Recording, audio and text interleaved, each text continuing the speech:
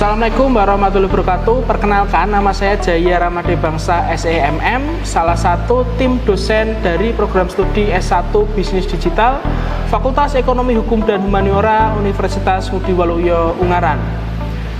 Di sini saya salah satu pengampu mata kuliah kompetensi yang ada di program studi S1 Bisnis Digital, yaitu Technopreneurship. Mata kuliah ini disajikan pada semester genap, khususnya pada mahasiswa semester 4. Mata kuliah Technopreneur ini diharapkan agar mahasiswa mampu merancang sebuah ide bisnis, membuat bisnis plan dan bisnis model kanvas, serta bisa menggabungkan antara bisnis dan teknologi yang digunakan untuk menunjang bisnis yang nantinya akan dijalankan oleh mahasiswa. Pokok bahasan inti yang akan diberikan pada mata kuliah ini adalah kewirausahaan, teknologi, ide dan peluang bisnis, pemasaran, operasional bisnis, bisnis plan, dan bisnis model kanvas. Metode pembelajaran yang digunakan dalam mata kuliah ini adalah contextual learning, case study, dan project based learning. Penugasan dalam mata kuliah Technopreneur ini adalah salah satunya adalah analisis peluang dan ide bisnis, kemudian analisis pemasaran, kemudian ada proyek pembuatan bisnis plan dan pembuatan bisnis model kanvas. Dalam mata kuliah Technopreneurship ini, penilaiannya ada beberapa kriteria. Yang pertama adalah penilaian dari etika dan sikap, yaitu 5%, kehadiran 5%, UTS 15%, UAS 15%, observasi 30%, dan unjuk kerja sebesar 30%. Baik, kemudian saya akan menampilkan video pembelajaran pada mata kuliah Technopreneur dengan materi pemasaran. Oke, Assalamualaikum warahmatullahi wabarakatuh. Selamat siang teman-teman semua. Terima kasih atas kehadirannya kalian di siang hari ini di mata kuliah Technopreneur. Kita ada di pertemuan ke-6. Oke, sebelum kita mulai perkuliahan kita di siang hari ini, kita berdoa dulu menurut agama dan kepercayaan kita masing-masing. Berdoa dimulai.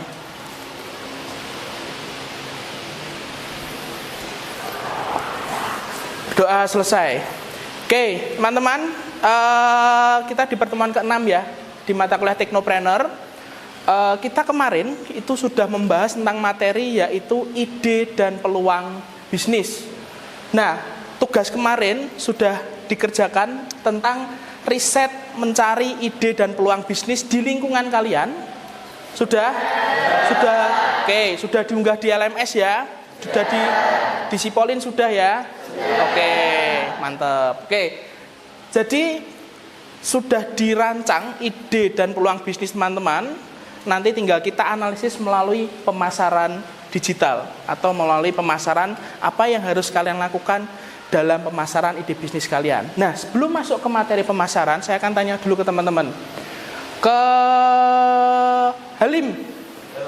Halim, ide apa Halim? Ide itu biasanya suatu gagasan atau ide bisnis yang mendasari untuk memulai suatu bisnis, dan biasanya itu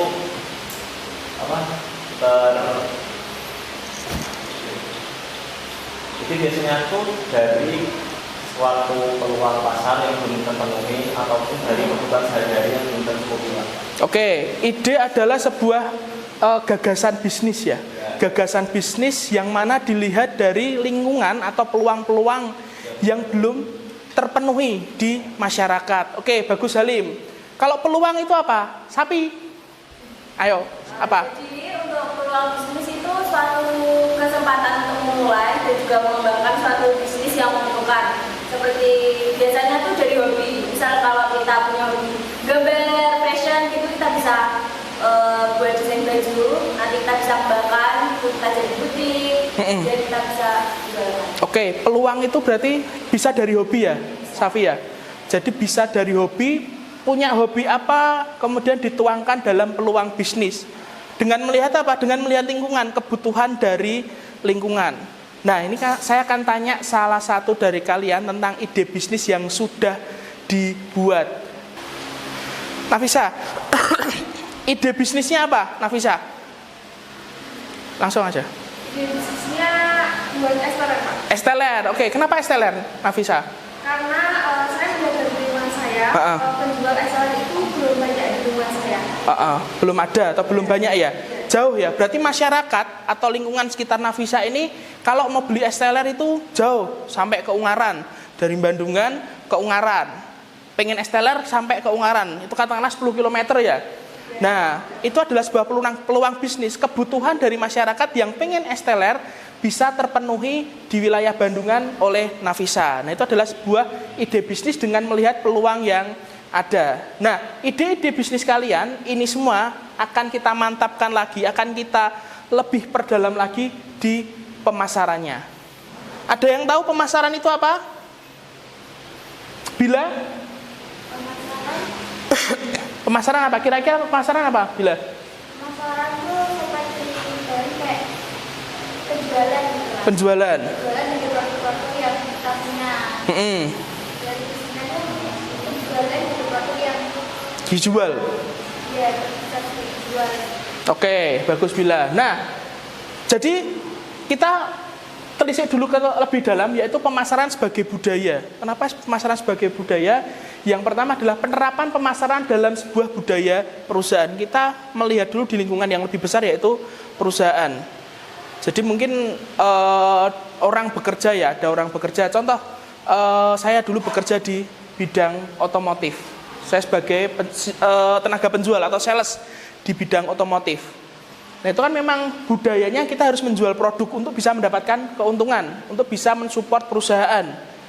Nah, kenapa bisa disebut budaya? Jadi divisi-divisi lain, contoh ada divisi keuangan, divisi bengkel, divisi back office dan lain sebagainya, itu mereka juga diberikan opsi, diberikan tantangan juga untuk bisa menjual produk dengan mendapatkan fee atau mendapatkan bonus bagi mereka yang menjualkan produk tersebut. Jadi itu sebagai budaya di dalam sebuah perusahaan. Nanti kalau kalian punya Nafisa nih, ide bisnisnya adalah esteller ya, esteller. Di sini Nafisa ada karyawan, disebutnya apa Nafisa? Kalau apa namanya, sing ngeracik yang jual itu ya, yang jaga stand ya. Nah, yang jaga stand itu mungkin juga akan diberikan tantangan oleh Nafisa. Tantangan apa? Kalau bisa menjualkan produk katakanlah dalam satu hari itu bisa lebih dari 100 cup, itu akan dapat bonus per cupnya berapa. Itu adalah tantangan. Jadi karyawan kita itu bisa termotivasi untuk menjual lebih banyak produknya. Jadi mereka juga ikut promosi dan lain sebagainya. Kemudian pimpinan menghargai karya dari karyawannya tadi. Kalau bisa lebih dari 100 cup, maka katakanlah harganya berapa Nafisa? 7.000. Kalau bisa menjual di atas 100 cup, katakanlah 120 cup, ada selisih 20 cup, katakanlah untuk karyawannya itu adalah 2.000 per cup. Jadi dapat 40.000 dalam satu hari bonusnya atau tambahannya. Nah, itu untuk apa? Untuk memotivasi seseorang karyawan itu bisa ikut berkontribusi yang lebih di perusahaan kalian. Kemudian menjaga hubungan baik antar perusahaan dan konsumen. Nah, menjaga hubungan baik itu juga termasuk salah satu bagian dari pemasaran. Kenapa? Ada yang tahu? Contoh, Nafisa lagi yang sudah memaparkan bisnisnya ya. Kalau ada karyawanmu bisa sangat welcome kepada konsumen, kepada pelanggan. Kok pelanggan merasa nyaman, apa yang akan dilakukan oleh pelanggan? Beli lagi, datang lagi. Sebaliknya, kalau karyawannya jutek, ditanya nggak senyum, nggak ramah, konsumen balik lagi nggak? Nggak. Nah, itu adalah menjaga hubungan baik antara perusahaan dan konsumen. Ya, contoh aja kalian ya, beli sesuatu, beli ayam geprek di depan. Orangnya gepreknya sambil emosi, tanpa senyum. Pengen balik lagi enggak? Enggak lah, kita mencari yang lain. Oke. Nah, pemasaran sebagai strategi. Sekarang kita masuk pemasaran sebagai strategi, kita bagi menjadi 3. Ada yang disebut STP, segmenting, targeting, dan positioning. Kita akan bahas satu-satu. Segmenting atau segmentasi. Segmentasi pasar. Menyasar konsumen yang memiliki hubungan yang baik dengan produsen. Targetnya siapa kita? Kalau es teler, targetnya Dari lingkungan sih Pak. lingkungan ya, seluruh bisa, umum ya, umum bisa, semua orang bisa menikmati es teler tersebut dari usia yang paling muda ke yang paling tua. Kemudian konsumen yang terjangkau untuk aktivitas pemasaran, berarti satu lingkungan ya, mungkin satu kecamatan. Iya. Bisa satu kecamatan atau satu kabupaten, nggak mungkin ya kalau es teler satu kabupaten ya, jangkauannya terlalu luas ya. Kemudian terukur, hitung perkiraan berapa orang yang akan masuk ke dalam segmentasi pasar. Caranya gimana? Kita melihat data warga di kecamatannya kayaknya Bergas ya. Kecamatan Bergas itu warganya total ada berapa? Itu bisa dilihat di sensus penduduk. Di Bergas itu ada berapa? Nah itu bisa kita ambil datanya. Ternyata di Bergas itu ada 100.000 orang contoh. Nah itu adalah segmentasi kita. Kemudian tentukan karakter geografis. Geografis berarti apa? Letak lokasinya. Berarti itu di Kecamatan Bergas. Mungkin agak lebih sempit lagi karena es kan nggak ya bisa ya mungkin dibawa perjalanan jauh ya. Cuma akan lebih fresh kalau lebih sempit lagi. Berarti di kelurahan Bergas. kelurahannya Bergas, kecamatannya Bergas. Kemudian masuk ke demografi. Demografi seperti mata kuliah sebelumnya yang saya jelaskan. Demografi ini adalah yang pertama usia. Usianya berapa sih orang yang menikmati es teler tersebut? Ya mungkin 12 tahun? Bisa ya? 12 tahun sampai mungkin 50 tahun? Bisa ya, tapi mungkin 50 tahun lebih sedikit ya karena sudah sepuh, mungkin agak mengurangi gula dan es. Nah itu kan bisa kita kerucutkan lagi. Dari 100.000 orang tadi yang ada di Kecamatan Bergas, kita kerucutkan di Kelurahan Bergas, kita kerucutkan lagi di usia. Kemudian selain demografi yang usia yaitu adalah jenis kelamin. Apakah ada segmentasi tertentu teman-teman? Untuk es teler itu hanya bisa dinikmati cowok aja atau cewek aja? Bisa ya, berarti umum cowok dan cewek bisa. Kecuali kalian jualan daster. Nah, jualan daster berarti untuk usia demografinya? Usia? Remaja sampai tua bisa ya, daster. Jenis kelamin? Cewek. Nggak mungkin kan cowok pakai daster? Nggak mungkin. Nah, kemudian adalah psikografi dan manfaat produk. Manfaat produknya apa? Es teler untuk menyegarkan, daster untuk berpakaian. Kemudian bunga telang untuk apa? Kesehatan. Nah, kemudian intensitas pemakaian produk. Es teler tuh ya mungkin sehari sekali atau 2 hari sekali ya. Biasanya orang bisa kembali untuk membeli produk tersebut. Nah itu adalah segmenting atau segmentasi. Kemudian targeting, memilih salah satu atau lebih dari segmentasi pasar untuk dilayani pengusaha. Kalau kita punya beberapa produk, kita punya daster, kita punya celana kolor buat cowok dan sebagainya, itu kita bisa lebih spesifik. Kemudian setiap produk memiliki target segmentasi pasar yang berbeda-beda. Nah, oke, Nafisa kan produknya hanya es teler aja atau yang ada yang lain? Ada alpukat kocok. Ada alpukat kocok. Kemudian yang lain? Kalau di bawah masih itu. Masih itu ya. Nah itu ada. Apakah segmentasinya sama atau berbeda? Kurang lebih sama sih. Sama ya, kurang lebih ya. Nah kalau mungkin Nafisa nanti ada produk lain dengan segmentasi yang berbeda, itu berarti bisa dibedakan pada targetingnya. Nah, kemudian positioning. Nah, ini yang penting dalam pemasaran, teman-teman. Positioning adalah diferensiasi produk. Posisi produk kalian itu seperti apa? Harus punya keunikan atau harus punya yang beda dari produk serupa yang lain. Nah, kemudian ini kegiatan pemasaran. Ada yang namanya 4P. Kegiatan pemasaran dasar saat ini digunakan adalah 4P. Ada produk itu apa? Barang yang dijual atau jasa yang dijual. Place, tempat penjualannya. Price, harga yang ditawarkan. Promotion, promosi yang dilakukan.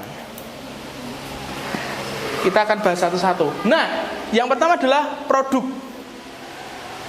Pengusaha melakukan kegiatan penawaran yang detail pada konsumen berupa produk knowledge. Nah, kalau mungkin Nafisa produknya es teler, isinya apa aja kan ada? Ada isinya alpukat, isinya es batu, susu, creamer, sirup, keju dan lain sebagainya. Nah, itu adalah produk knowledge.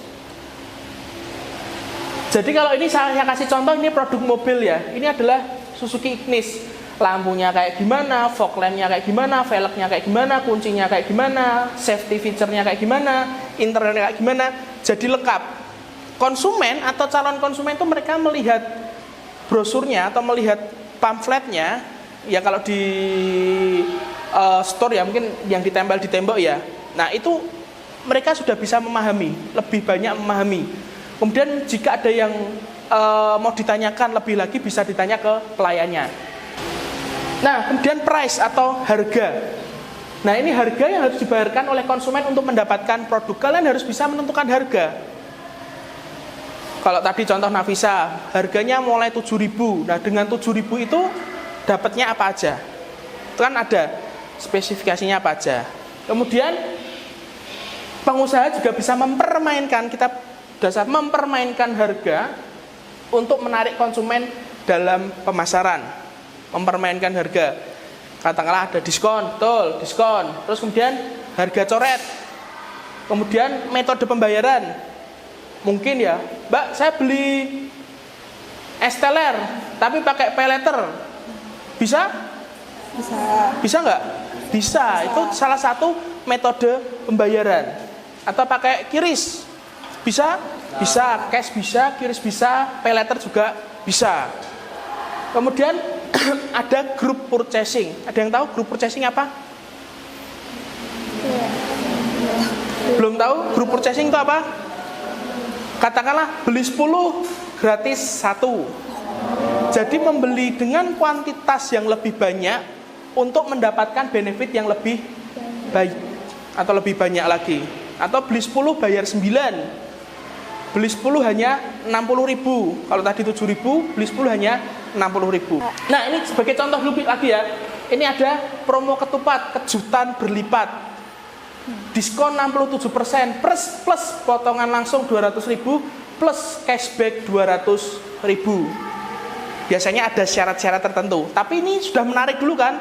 Sudah di diskon 67%, tambah potongan 200.000, tambah ekstra cashback 200.000, itu kan sudah menarik dulu. Menarik orang untuk bertanya, gimana biar bisa dapat diskon atau promosi yang seperti ditampilkan dalam flyer tersebut. Kemudian yang sebelah, khusus selama dari Sumpah Pemuda, promo beli 1 gratis 1. Itu juga bisa diterapkan di event-event tertentu. Dan ini terkait dengan harga. Nah, kemudian promosi. Bagaimana cara kita melakukan promosi produk yang kita jual? Kegiatan yang dilakukan pengusaha untuk memberikan penjelasan tentang manfaat dari produk yang ditawarkan. Kita bisa beriklan. Iklan bisa di sosial media, bisa di marketplace, bisa di e-commerce dan sebagainya. Kemudian atau melalui sales atau tenaga penjual. Nah, kemudian selanjutnya adalah siklus pemasaran produk. Ini adalah siklus pemasaran produk yang umum dialami oleh pengusaha. Ada 4 fase. Fase pertama adalah introduction, perkenalan. Fase kedua adalah growth, pertumbuhan. Fase ketiga adalah maturity atau kedewasaan, dan fase keempat adalah decline atau penurunan. Ini semua pengusaha pasti mengalami fase-fase ini. Fase yang pertama adalah introduction, perkenalan. Kita memperkenalkan produk kita. Kita memperkenalkan produk kita ke masyarakat atau ke konsumen. Nah, di fase ini itu adalah kita baru berjuang mati-matian ya teman-teman ya. Kita baru berjuang mati-matian. Masih banyak konsumen yang belum mengenal produk kita. Maka kita menggenjot pemasarannya di fase introduction ini. Kemudian atmosfer kompetisi kita bandingkan dengan pesaing. Sangat besar kemungkinan tingkat persaingan pada fase ini. Banyak yang sedang merintis juga. Kemudian prioritas dari pengusaha adalah cenderung melakukan trial and error terhadap produk yang dipasarkan. Oh, ternyata ini kurang ini, ternyata ini kurang ini, ternyata ini kurang ini. Kemudian pertumbuhan cenderung melambat bahkan stagnan. Bener nggak kalau kita di awal bisnis, baru mau menjalankan bisnis, pasti jalannya pelan banget, peningkatannya pelan banget. Betul, Nafisa? Betul ya. Kemudian fase yang kedua adalah fase pertumbuhan. Nah, di fase pertumbuhan ini ada peningkatan jumlah konsumen. Sudah mulai banyak yang tahu produk kita, sudah banyak yang beli produk kita. Nah, produk kita mulai dikenal oleh orang yang lebih luas lagi. Katakanlah yang kemarin satu kampung bisa satu kelurahan, satu kecamatan, bisa lebih luas lagi. Kemudian konsumen juga dapat menjadi tim pemasaran. Oke, kenapa konsumen dapat berperan menjadi tim pemasaran? Ada yang tahu? Saya, Pak. Ya, gimana? Jadi untuk konsumen yang udah tahu produknya kan udah mengalah experience gitu, Pak. Jadi mereka mulai memperkenalkan ke orang lain gitu. Oke, kalau bahasa Jawanya adalah gedok tular. Word of mouth. Jadi kalau kalian merasakan produk, katakanlah saya nih ya, contoh saya aja ya. Saya sudah pernah merasakan estelernya Nafisa. Sudah kok ternyata enak. Saya cerita nih ke dosen-dosen yang lain. Besok nek pesen esteler ke tempatnya Nafisa aja, rasanya enak, harganya terjangkau, sesuai dengan harganya. Nah, itu yang dinamakan gedok tular atau word of mouth. Kemudian atmosfer kompetisi. Nah, karena penjualan kita sudah banyak, kita sudah mulai dianggap sebagai ancaman oleh kompetitor. Wah, store sana itu ternyata kok semakin tinggi penjualannya, semakin ramai dibandingkan store kita. Nah, itu kita sudah menjadi sebuah ancaman. Kemudian prioritasnya adalah membangun jaringan distribusi. Jadi biar proses penjualannya lebih cepat. Kalau antrenya banyak kan kita harus lebih cepat ya. Mungkin kita bisa rekrut orang lain, rekrut karyawan yang lain untuk bisa ikut melayani konsumen yang membludak. Kemudian membangun kerjasama untuk meningkatkan akses ke segmentasi pasar yang lain. Kerjasama. Wah, ternyata sudah ramai nih. Kita buka cabang baru di daerah B. Nah, itu bisa. Nah, ini adalah di fase growth atau fase pertumbuhan. Kemudian fase yang ketiga adalah awal dari kedewasaan. Segmentasinya, konsumennya makin jelas, konsumen pelanggannya makin jelas. Kemudian terbentuk loyalitas konsumen. Terbentuk loyalitas konsumen ya. Saya kalau nggak beli esteller di Nafisa ya nggak mau, saya harus belinya ke tempatnya Nafisa. Itu adalah loyalitas. Kemudian produk sudah memiliki pelanggan yang bersifat pasti dan terukur. Katakanlah Nafisa nih, ada Viola. Viola setiap hari, 2 hari sekali pasti ke tempatnya Nafisa, pasti beli. Terukur, pasti dan terukur. Setiap 2 hari sekali pasti beli ke sana. Kemudian atmosfer kompetisi. Kompetitor memperkuat pengamanan pemasaran, jadi kompetitor sudah mulai agak terancam. Kemudian prioritasnya pengusaha adalah melakukan penguasaan pelanggan melalui hubungan simbiosis mutualisme dan berupa melakukan ekspansi pemasaran di sektor yang lainnya. Membuat sebuah cabang baru atau store baru, outlet yang baru. Tapi hati-hati kalau teman-teman berada di fase kedewasaan ini. Kenapa? Karena konsumen sudah mulai bosen tentang produknya. Sudah mulai bosen kok, ya gitulah, rasanya kayak gitu aja. Kemudian, ini konsumen merasa jenuh. Apa yang harus dilakukan? Menambah varian, menambah produk, terus inovasi bisa nggak? Misal esteller ditambahi biasanya durian ya, esteller tambah durian, esteller tambah sirsat atau yang lainnya. Itu adalah biar refresh, biar konsumen itu refresh tentang produk yang kita jual. Nah, diferensiasi produk sulit dilakukan karena kompetitor berlomba-lomba membuat produk yang hampir mirip, mulai banyak pesaingnya. Kemudian produk baru kompetitor terkadang dibuat dengan harga yang lebih rendah. Sudah ada yang punya Nafisa nih 7.000, tiba-tiba datang kompetitor dengan ngasih harga 5.000. Itu bisa terjadi nggak? Bisa. Nah, itu kita harus punya inovasi-inovasi terhadap produk yang kita jual. Kemudian prioritas dari pengusaha adalah harus melakukan inovasi produk agar bisa diferensiasi produk tetap dilakukan. Nah, kalau pengusaha tidak bisa melakukan inovasi produk, tidak bisa melakukan penambahan kalau perusahaan tidak bisa melakukan sebuah inovasi, tidak bisa memberikan produk baru atau penyegaran baru produknya, maka akan terjadi decline atau penurunan. Konsumen lari ke kompetitor, konsumen lari ke pengusaha yang lainnya, karena kita tidak bisa atau tidak melakukan sebuah inovasi, ada kejenuhan. Pernah nggak kalian beli produk setiap hari, ya mungkin beberapa hari sekali beli produk itu, kok nggak ada inovasi nih, bosen, kita pindah ke penjual yang lain. Pernah? Nah, itu jangan sampai terjadi di usaha kalian. Oke, materi kita cukup sekian. Untuk tugas kalian, kemarin teman-teman sudah punya ide bisnis dengan menganalisis peluang ya? Sudah ya? Nah, sekarang tugasnya adalah kalian menganalisis STP-nya, segmenting, targeting, dan positioning. Silakan analisis segmenting, targeting, dan positioning dari ide bisnis yang sudah kalian buat. Yang pertama. Yang kedua adalah kalian menganalisis marketing mix 7P ini. Produknya seperti apa, harganya seperti apa, lokasinya seperti apa, physical evidence-nya, dan lain sebagainya. Jadi ini juga harus dianalisis. Paham tugasnya? Nah, tugas ini nanti silakan dikerjakan. Saya beri waktu 4 hari. Kemudian dikumpulkan di Sipolin, LMS kita, di Sipolin, silakan diupload di situ. Kemudian nanti di pertemuan selanjutnya kita akan presentasi satu-satu untuk menjelaskan tentang STP dan marketing mix yang sudah kalian buat menurut produk yang kalian tawarkan tersebut. Oke? Teman-teman, sebelum kita akhiri, kita berdoa dulu. Kita bersyukur sudah bisa bertemu di siang hari ini, sudah mendapatkan materi di siang hari ini. Kita berdoa menurut agama dan kepercayaan kita masing-masing.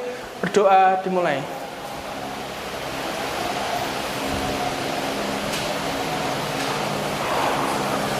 Oke, terima kasih. Sekian dari saya. Sehat-sehat semua. Nanti kalau ada yang mau ditanyakan bisa langsung di grup atau bisa langsung japri ke saya terkait tugas ataupun terkait materi yang ada di sini. Sekian dari saya. Assalamualaikum warahmatullahi wabarakatuh. Waalaikumsalam warahmatullahi wabarakatuh.